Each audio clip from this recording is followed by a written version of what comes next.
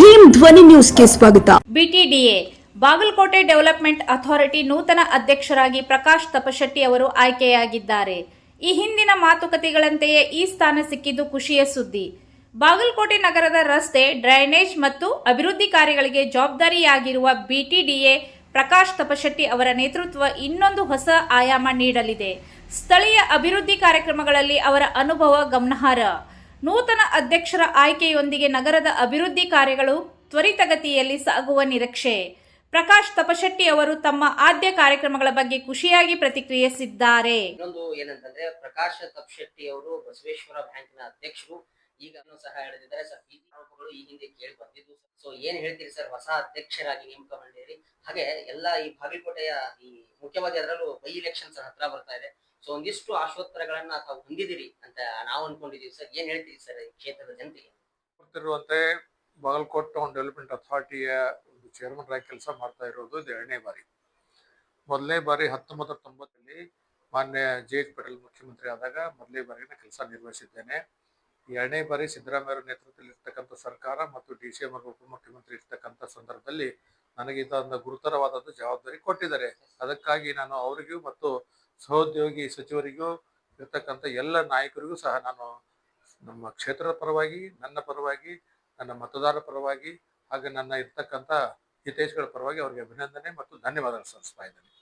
ಮತ್ತು ತಾವು ಈಗೇನು ಹೇಳ್ತಾ ಇದ್ದೀರಿ, ಅಲ್ಲಿ ಇರ್ತಕ್ಕಂಥ ಆರೋಪಗಳಿದ್ದಾವೆ, ಇದು ಅದಾವ ಅಂತ ಹೇಳ್ತಾ ಇದ್ದೀರಿ, ಅದು ಸತ್ಯ ಇರ್ಬೋದು ಅಥವಾ ಇರ್ಲಿಕ್ಕಿಲ್ಲ.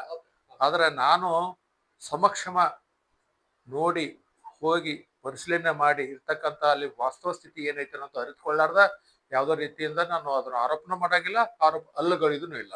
ಅದಕ್ಕೋಸ್ಕರ ಹೋಗಿ ನಂತರ, ಯಾಕಂದ್ರೆ ಈಗಾಗಲೇ ನೀತಿ ಸಂಹಿತೆ ಜಾರಿಯಲ್ಲಿದೆ, ಅದಕ್ಕೋಸ್ಕರ ಅಲ್ಲಿ ಹೋಗಿ ಕುಂತ ನಂತರ ಸಹ ಸಾರ್ವಜನಿಕರು ಏನು ತೊಂದರೆ ಆಗ್ತಾ ಇದೆ, ಯಾವ ರೀತಿ ನಾವು ಕೆಲಸ ಮಾಡಬೇಕು, ನಾನು ಕೊಡ್ತಕ್ಕಂಥ ಕೆಲಸ ಕಾರ್ಯಗಳು ಯಾವ ರೀತಿ ಇದಾವೆ ಅನ್ನೋದು ನೋಡ್ಕೊಂಡು ನಾನು ಕೆಲಸ ಮಾಡ್ತೀನಿ ಹೊರತು ಎಲ್ಲ ರೀತಿಯಿಂದಲೂ ಜನರಿಗೆ ಅನುಕೂಲ ಆಗತಕ್ಕಂಥ ಕೆಲಸವನ್ನು ಮಾಡ್ತೀನಿ ಅನ್ನುವಂಥದ್ದು ನನ್ನ ನಂಬಿಕೆ ಹೊಂದಿದ್ದೀನಿ. ಬೈ ಎಲೆಕ್ಷನ್ಸ್ ಘೋಷಣೆ ಆಗಿರುವಂತದ್ದು. ಇನ್ನೊಂದು ಏನು ಅಂತಂದ್ರೆ ಪ್ರಕಾಶ್ ತಪಶೆಟ್ಟಿ ಅವರು ಈ MLA ಟಿಕೆಟ್ ಆಕಾಂಕ್ಷಿ ಆಗಿದ್ರ ಹೇಗೆ ಅನ್ನೋದು, ಬೈ ಎಲೆಕ್ಷನ್ ಆಗಿರ್ಬೋದು ಅಥವಾ ಇನ್ನೊಂದು ಎಲೆಕ್ಷನ್ ಬರುತ್ತೆ 2 ವರ್ಷದಲ್ಲಿ?